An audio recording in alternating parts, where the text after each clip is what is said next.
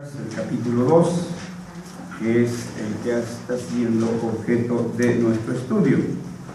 Lucas capítulo 2, y estamos estudiando el Nunc Dimittis, el poema cantado de Simeón. Dijo cuando fue presentado nuestro Señor Jesucristo. Y hemos venido analizando párrafo por párrafo. Hoy llegamos al punto donde está el versículo 33 al 35. La invitación es para que unidos hagamos esta lectura. Lo tenemos, dice así, todos. Y José y su madre estaban maravillados de todo lo que se decía de él. Y los bendijo Simeón y dijo a su madre María: He aquí este está puesto para caída y para levantamiento de muchos en Israel, y para señal que será contradicha. Y una espada traspasará su misma alma, para que sean revelados los pensamientos de muchos corazones. Amén. Vamos a orar. Nuestro buen Dios y Padre, te damos gracias una vez más porque nos concedes acercarnos a tu palabra, teniendo promesa de nuestro Señor Jesucristo, que tu Espíritu Santo nos guiaría a toda verdad. Nosotros invocamos esa promesa, Señor, pidiéndote que en tu infinita gracia y misericordia tengas piedad de nosotros. Y, Señor, que nuestros corazones sean tocados por tu poderosa palabra. Que estos sean sensibilizados, Señor, por tu palabra, y que nuestros corazones, Señor, irrumpan en alegría y en gozo por el conocimiento y el entendimiento de tu palabra. Señor, pero llegando a este punto también queremos pedirte que no solamente seamos conocedores y entendedores de tu palabra, sino también hacedores. Que nos muevas con el poder de tu Espíritu Santo y la dirección de tu palabra para que cada una de las cosas que debamos de hacer las hagamos. En el nombre de Cristo Jesús. Amén. Amén. El pasaje que tenemos ahora enfrente, en un punto hasta nosotros nos podría parecer obvio, quizá, pero nótese, hermanos, que nosotros estamos a casi 2000 años después del arribo de nuestro Señor Jesucristo. Su pueblo, aunque esperaba la promesa del Señor, ¿sí?, apenas estaba conociendo a ese Mesías. Y poco a poco entonces el Señor le iba revelando gradualmente quién era Él y cuál era su trabajo. Hoy para nosotros es fácil abrir el catecismo menor y ver los 3 oficios de Cristo. Hoy para nosotros es fácil estudiar aquí, estudiar allá. Pero en este momento el pueblo apenas se le iba revelando, ¿sí? Se manifiesta que ya llegó el Mesías a los pastores, que ya llegó el Mesías a los magos, y ahora se revela cuál va a ser el trabajo del Mesías, cuál es el oficio del Mesías, a qué vino el Mesías. Si nosotros vemos así de golpe este pasaje, parecería que el héroe aquí es Simeón. Encontramos varios personajes en esta narrativa: José y su madre. En otros textos en griego usa el nombre Mariam. En el Textus Receptus, que es el que usaron los reformados, usa el de Meter, madre. Tenemos 2 personajes ahí. Tenemos un tercer personaje, Simeón, que hace presencia cuando el niño Jesús es llevado para ser presentado. Y tenemos un cuarto personaje, es Jesús, que no está nombrado su nombre, pero tácitamente está implicado ahí, porque dice: he aquí este. No olvidemos el contexto. Jesús ha sido llevado a presentar, y Simeón está hablando de Jesús. Entonces estos son los 4 personajes principales que encontramos aquí. Pero el personaje central es nuestro Señor Jesucristo y su obra. Y entonces aquí es donde Él empieza a revelar cuál va a ser su ministerio aquí en esta tierra, aunque Él es un bebé. Algunos de nosotros que tenemos ya hijos adultos, para nosotros, bueno, ya sabemos que nuestro hijo es abogado, que nuestro hijo es médico, que nuestro hijo es esto, que nuestro hijo es lo otro. Pero en el momento cuando nosotros lo tuvimos en nuestras manos, chillón y todo, o chillona, depende, ¿verdad? Porque las niñas también son chillonas, ¿sí? Pues para nosotros era toda una incertidumbre. No sabíamos qué iba a ser de esa niña, no sabíamos qué iba a ser de ese niño. No tenemos todavía, nosotros no tenemos así la plenitud del futuro allá. Nosotros no somos dueños de conocer nuestro futuro ni de un segundo después de nuestras vidas, así, del siguiente segundo. Pero encontramos aquí un personaje al cual el Señor toma y lo conduce y lo lleva a donde nuestro Señor es presentado. Y le es revelado por el Espíritu Santo, es iluminado por el Espíritu Santo, que ese es el Mesías, y no solamente le es iluminado, le es revelado que ese es el Mesías, sino cuál va a ser la tarea del Mesías. Hoy en día escuchamos, cómo me fastidia de veras cuando escucho de esos sabelotodos. Bueno, no todos se sienten así, los periodistas, ¿sí? Están hablando de, por ejemplo, ahora de Michoacán, dicen, no necesitamos un Mesías o un caudillo, ¿sí? Porque no tienen una apreciación de lo que es el Mesías, ¿sí? Lo están reduciendo simplemente a un solo Mesías. Digo, a un solo caudillo, perdón. La Escritura revela el horizonte mismo de nuestra vida, de manera personal y comunitaria. Porque Dios se revela a nosotros de una manera personal, pero también a su pueblo, al pueblo de su pacto. Es decir, insisto, como el pueblo del pacto. La misma Escritura, cuando uno la lee, demuestra que toda la vida es religión. Y si uno sigue leyendo con cautela esta Escritura, va a entender que la religión no solamente es un aspecto espiritual o alguna dimensión de nuestras vidas. Todos los hombres vivimos corandeo. Todos los hombres y mujeres, creyentes o no creyentes, vivimos corandeo. Es decir, vivimos permanentemente en la presencia de Dios.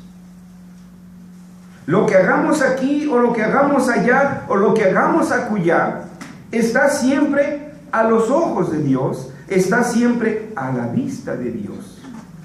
Y esto debemos de tenerlo presente, porque nuestro Señor Jesucristo dijo que habrá día en que hemos de dar cuentas de todos nuestros actos, e incluso dice, de toda palabra ociosa. De manera que todos y cada uno de nuestros actos son vistos y tomados en cuenta por Dios. De ahí entonces que podemos decir que la religión no es simplemente teología, o que la religión sea meramente moralidad. Tenemos que cambiar ese concepto de religión. La religión es un estilo de vida. Nuestra religión nos lleva a vivir como vivimos. Y esta vida, para nosotros, el pueblo del Señor, debe de ser una vida que está enraizada en las Escrituras. Una vida íntegramente dirigida por las Escrituras. Y una vida consistentemente actuada bajo la dirección de las Escrituras, dirigida y calificada por las Sagradas Escrituras. Por esto, hermanos, al tomar en cuenta este fragmento de la Escritura que hoy es motivo de estudio para nosotros, no debemos centrar nuestra atención en Simeón, aunque ciertamente Dios usa hombres. Porque si dijéramos, yo lo que digan los hombres, pues nos pondrían en apuros. Porque entonces no tomaríamos en cuenta lo que dijo Abraham, lo que dijo Isaac, lo que dijo Jacob, o lo que dijo los profetas, o Jeremías, o Zacarías, o demás. No es ese el punto. Pero lo que tenemos entonces que centrar nuestra atención no es en Simeón el personaje, sino en las señales del cumplimiento del pacto. Que desde Génesis y cada uno de los profetas, David y todos ellos, conocían el pacto y conocían los términos del pacto, y paso a paso veían cómo inexorablemente se venían cumpliendo esas promesas del pacto. De manera entonces que en este pasaje que hemos leído, el personaje central hacia el cual Simeón está apuntando es a Cristo. Dice ahí. Miren. Y entonces Simeón empieza a hablar del Mesías. Y en este sencillo pasaje simplemente nos dice tres cosas. La primera, en el versículo 34, la segunda parte. He aquí, el Mesías, está puesto para caída y para levantamiento de muchos en Israel. Nos da otra señal, otro indicio, y para señal que será contradicha. 2. Hace un paréntesis. En el original no se muestra ese paréntesis, pero es entendido por la frase que se presenta. Entonces se dirige a María, y una espada traspasará tu misma alma. Se refiere a las angustias de una madre por su hijo. Pero viene enseguida, en el versículo 35, la segunda parte, la tercera señal, la tercera revelación de quién es este niño que está ahí y qué es su tarea, para que sean revelados los pensamientos de muchos corazones. La mayoría de la literatura evangélica se limita en su enfoque a la salvación de los pecadores perdidos y cuantifican las decisiones por Cristo. Cientos hicieron profesión de fe y toda su preocupación es por salvar almas. Cierto, es importante esto, hermanos, y no debemos dejar de hacerlo.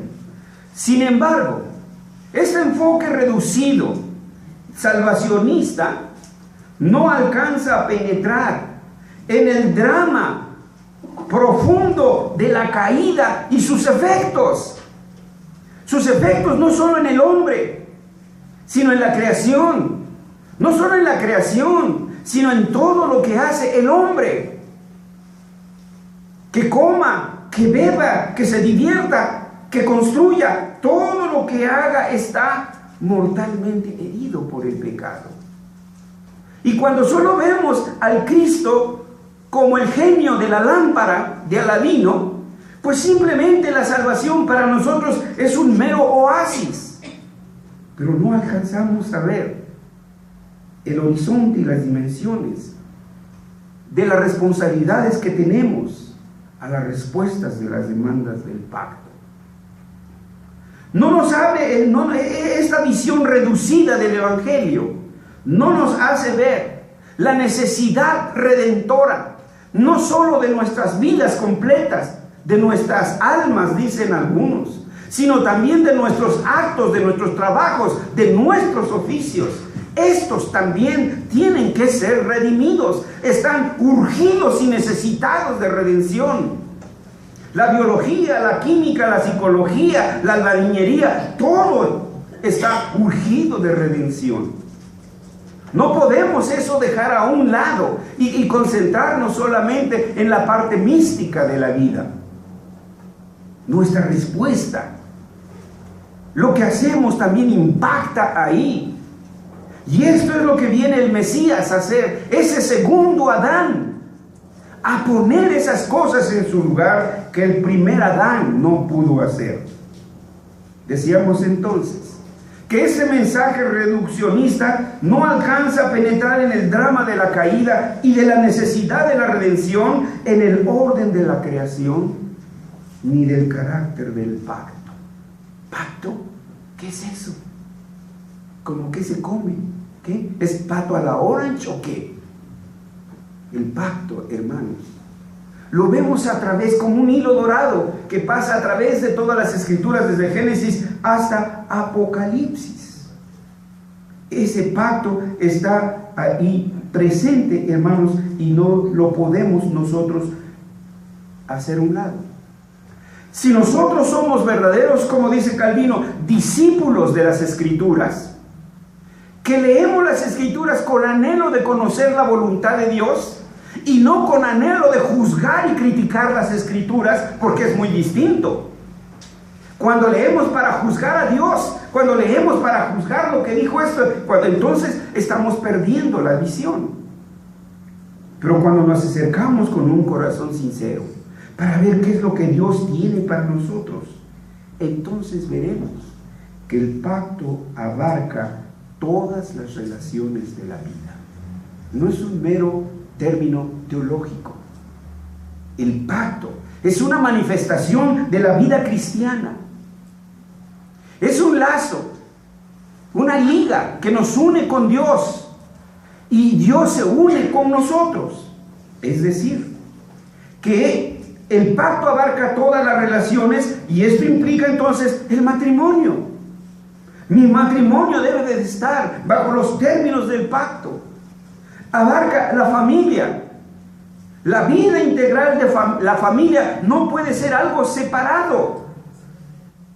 Miren con qué nos sobornan los hijos o con qué nos amenazan. Ya tengo 18 años, ya puedo hacer lo que quiera. No me forces, deja que me nazca de mi corazón, yo voy cuando quiera. No, hermanos, cuidado. ¿Cuándo queremos nosotros? Si la Escritura dice, ni puede ni quiere. Es Dios que en su amor nos llama.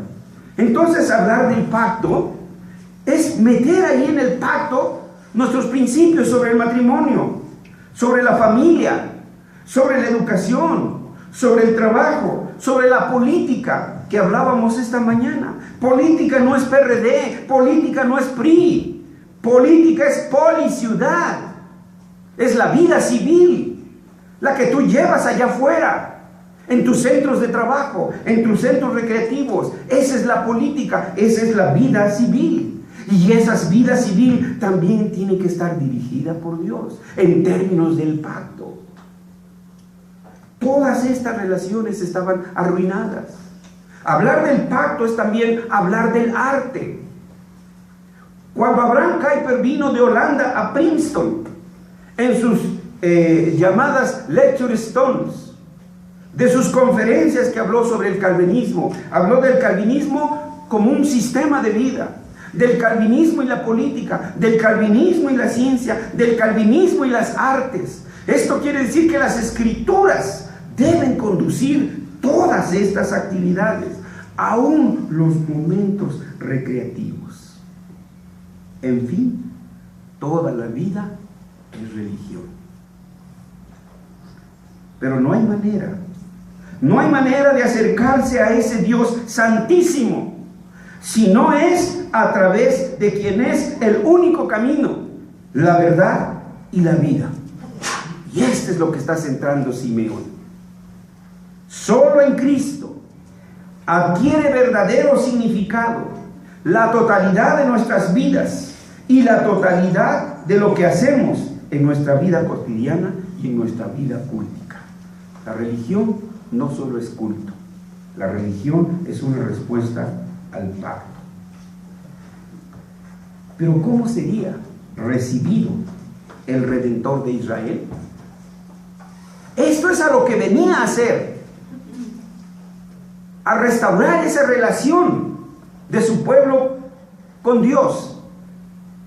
Esto lo sabía el pueblo, pero ¿cómo recibiría aquel que lo llevaría a una reconciliación con Dios? Y esto es lo que dice Simeón. ¿Cómo sería recibido? Para unos sería piedra de tropiezo, a otros los levantaría. A otros, al declarársele la tesis de Dios, que es la única tesis, habría oposición, rebeldía y contumacia. Otros, ¿sí?, como dice el tercero, para que sean revelados los pensamientos.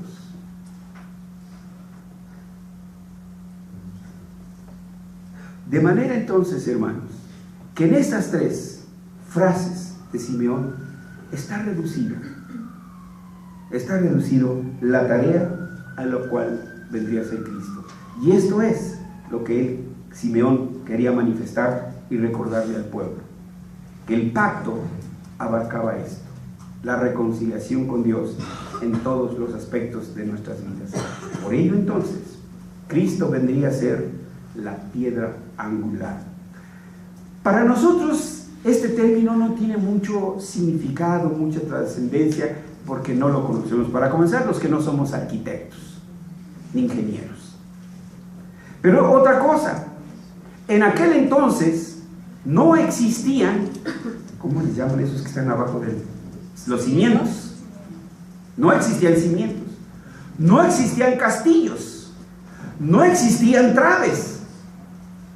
Era la piedra angular, sin la cual no estaba bien colocada, el edificio se derrumbaría. Ahora, si construimos, como dicen, a flor de tierra, sin cimientos, sin traves, no sé si han visto algunas viejas abadías o iglesias, a los lados de los muros tiene así como unos arcos como que los están sosteniendo, ¿no? Como unos puntales. No había los castillos que hoy nosotros conocemos. Entonces, sin eso, el edificio se derrumbaría. Sin Cristo, todo lo que hagamos se derrumba. Ese es el punto. Sin Cristo, todo lo que usted haga no tiene significado. Como dicen las palabras del salmista, en vano es irse a acostarse de madrugada. En vano es que trabajes de sol a sol y que te partas el lomo, si Cristo no es el centro de tu vida, de tu comercio, de tu trabajo, etcétera. Simeón pudo ver todo esto que le dijo a José y María, porque el Espíritu lo iluminaba.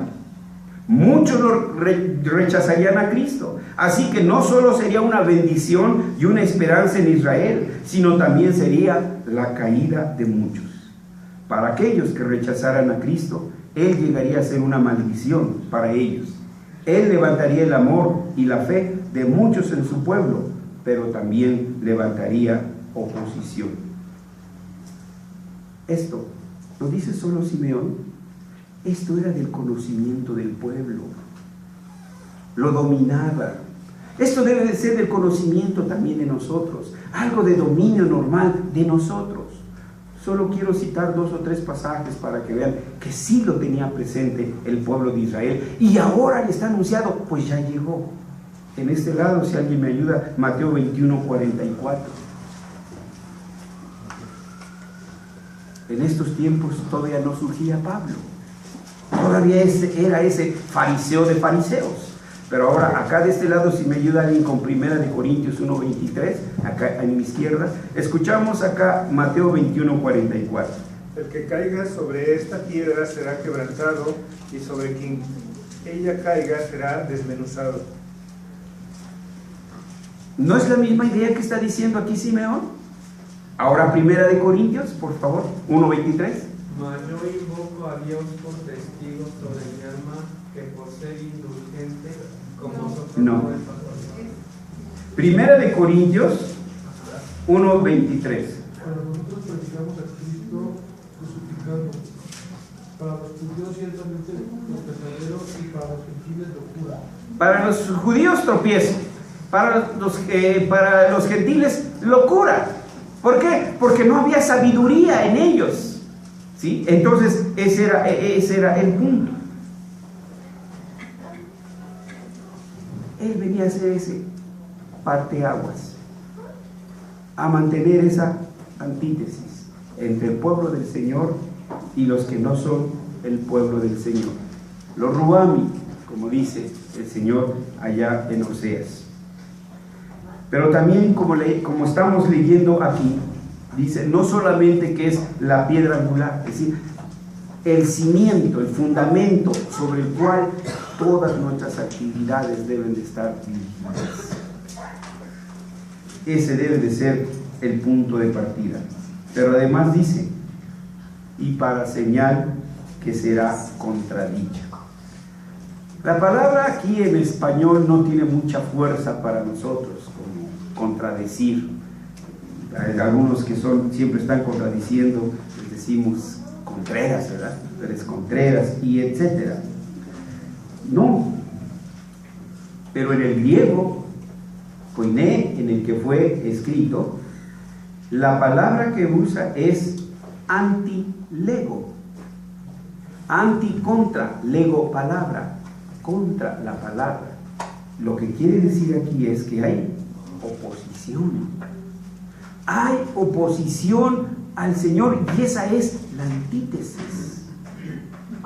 Y que esa oposición siempre va a estar presente. Evan Bronner decía, planta la tesis y la antítesis se levanta sola. Si nosotros capeamos esa verdad, si nosotros la aderezamos con mayonesa o mostaza, no sé si le guste, bueno, pues no vamos a tener esa oposición. Pero si ponemos la palabra tal cual, entonces se levantará esa antítesis. La antítesis es real y verdadera. La antítesis significa oposición a todo lo que es Dios, oposición a todo lo que es Cristo, oposición a lo que es el Evangelio. Pero es muy distinto, hermanos, cuando es por ignorancia. Porque Pablo lo reconoce. Lo que hice, habla del pasado, en ignorancia lo hice. Bueno, la ignorancia, hermanos, tiene remedio. Aplíquese usted a un estudio sincero y consistente de la Escritura y el Señor le enseñará. Eso tiene cura. Pero cuando no se es honesto, cuando solo se quiere llevar la oposición, entonces caemos en rebeldía. Porque no queremos hacer esto y eso es rebeldía. A mí nadie me dice lo que tengo que hacer, eso es rebeldía. Oye, pero que Dios dice aquí, no, eso es rebeldía. Y la rebeldía porfiada es contumacia.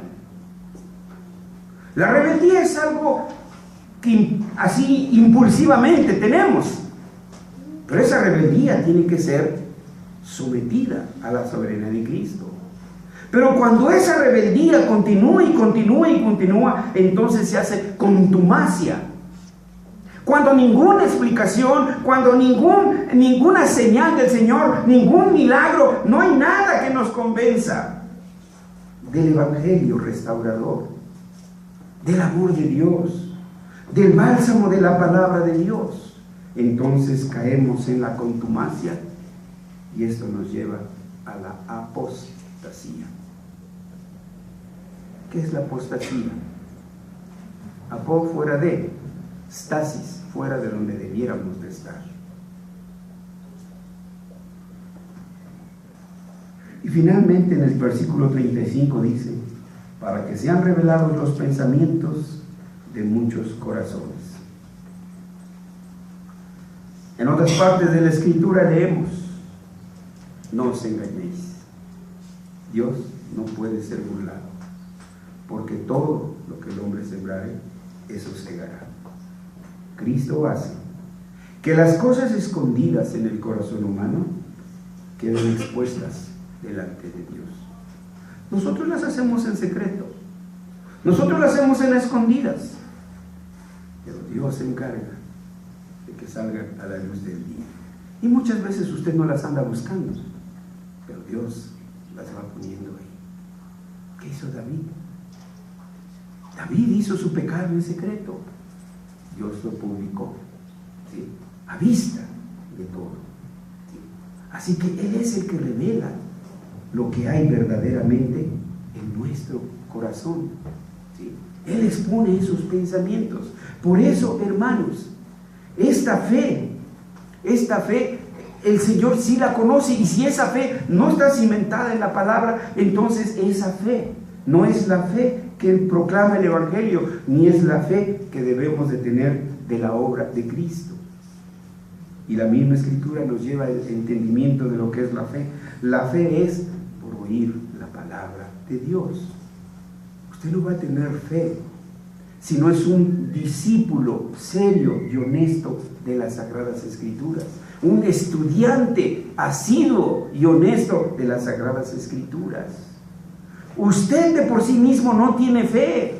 Eso que usted llame fe, no sé qué sea, pero no es la fe que las Escrituras demandan. Ten fe. Ay, yo tengo fe que va a ganar. ¿Qué?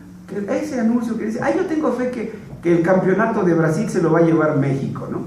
Sí. Y luego sale Restonic, ¿no? La fe tiene su raíz en las Escrituras, hermanos. Los griegos buscaban sabiduría, ¿no?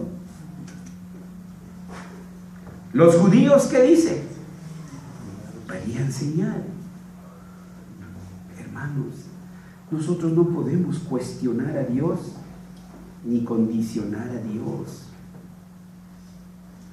Si de veras eres Dios, haz que mi hija o que mi hijo esto o que mi esposo. No, hermanos. No. Cuidado, ¿sí? O pretendamos una demostración racional de la existencia de Dios, como se pretendió durante la era de la Ilustración. Y las teologías empezaron a surgir, ¿sí? Pruebas razonables de la existencia de Dios. Premios que se dan, yo tengo entendido de 2 judíos, no creo que sea el único, uno que demostró matemáticamente la existencia de Dios, y allá en Suiza le dieron su premio. No, hermanos, Dios no está sujeto, no es el objeto para que lo enfoquemos en nuestro microscopio. ¿Sí? Él escudriña los corazones. Los griegos pedían sabiduría, eso buscan. Los judíos que dicen señales. Lucas 11, hermanos, cuando leemos ahí.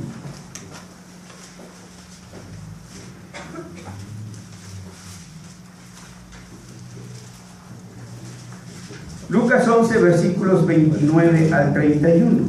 ¿Lo tenemos? Miren, sigamos.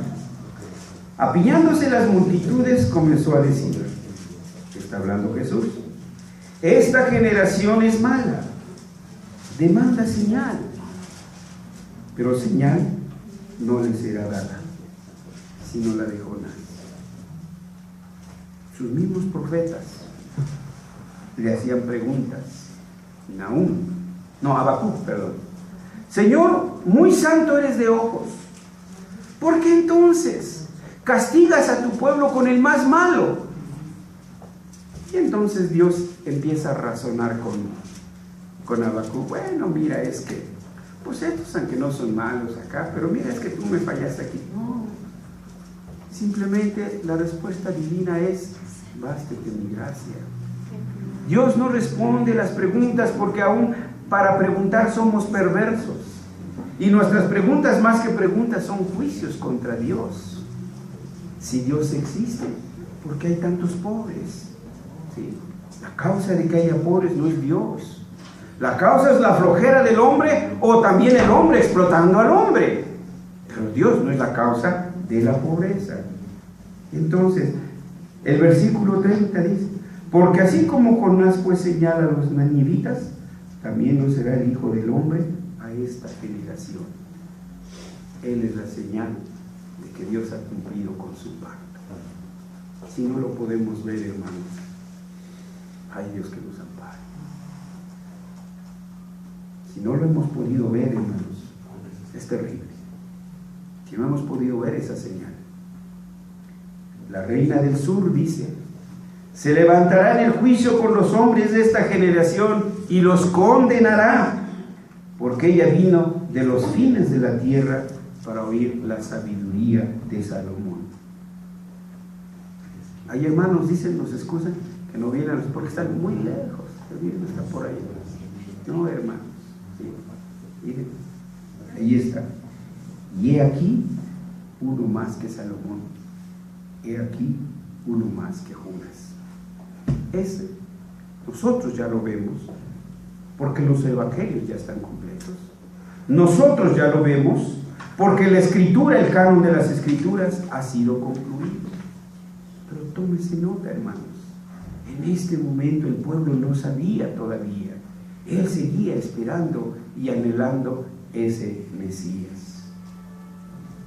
¿Qué concluimos entonces, hermanos? Este pasaje debe entonces mantenernos a la expectativa de que Cristo es el fundamento de toda nuestra vida en su relación con el pacto. Cristo debe ser el fundamento de mi trabajo, incluso de la vida pública, incluso de la vida eclesiástica. Debe de ser el fundamento de todo. Que Cristo es la señal que nosotros debemos de dar aun cuando esa oposición se levante. Nosotros somos llamados a presentar la tesis. Esta es la tesis. Y si se levanta la oposición, entonces el Señor los pondrá en su lugar. Pero nuestra tarea es plantar la tesis, promover la tesis, aunque a veces nos cueste incluso, ¿por qué no decirlo?, el trabajo. No necesariamente usted tiene que ser un mártir que muera a pedradas. Tengo el testimonio de un hermano periodista en Ciudad Victoria, que cuando él conoció esta visión del pacto, él era un columnista en una revista allá en Ciudad Victoria. Entonces aprovechó su columna para empezar a poner estas ideas, ¿sí?, del oficio de la mayordomía, de siervo, custodio y mayordomo, y así iba, ¿sí?, de la creación, caída y redención, hasta que le puso stop el dueño de la revista. O le volteas o te vas. Se fue, ¿sí?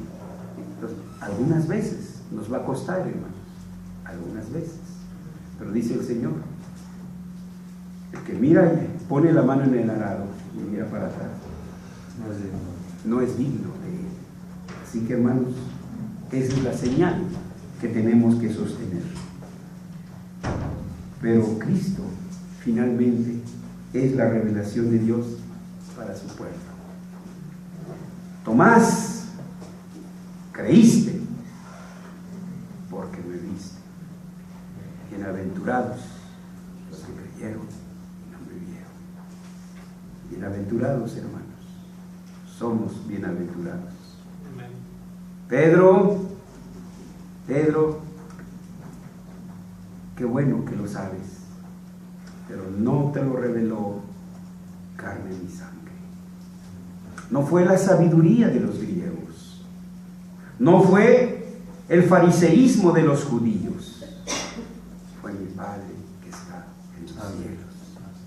Así que, hermanos, si usted y yo estamos aquí, es porque Dios en su misericordia nos ha revelado que somos criaturas suyas, criaturas mortalmente heridas por el pecado, pero lavadas por la sangre del Cordero. Y hemos aceptado ese perdón, y hemos aceptado ese señorío de Dios sobre nuestras vidas.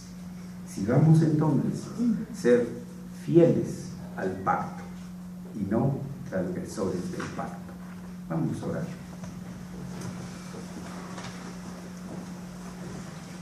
Gracias, Padre, por recordarnos estas promesas. Recordarnos la obra de nuestro Señor Jesucristo y recordarnos también nuestra tarea de testigos de nuestro Señor Jesucristo. Gracias, Señor, porque no teniendo necesidad de comprometerte, te has comprometido con nosotros en un pacto. Señor, la dolencia de nuestro corazón son nuestros hijos, los que han abandonado el pacto. Tú sabes, Señor, cómo esa espada, o como la espada que atravesó María, atraviesa a los padres. Cuando los hijos se rebelan, son contumaces. Cuando los hijos son apóstatas y se alejan de los términos del pacto. Señor, tú eres el Dios del pacto y nosotros confiamos en nuestros hijos. Por eso los trajimos aquí y los presentamos, y como señal de esa confianza también los bautizamos, Señor. Y por eso, Señor, Hoy apelamos a tu misericordia. Encomendamos en tus manos a nuestros hijos. No los abandones ni permitas que sean transgresores del pacto, Señor. Manténnos como tu pueblo, matrimonios e hijos, todos unidos en la misma misión del pacto. En Jesús oramos.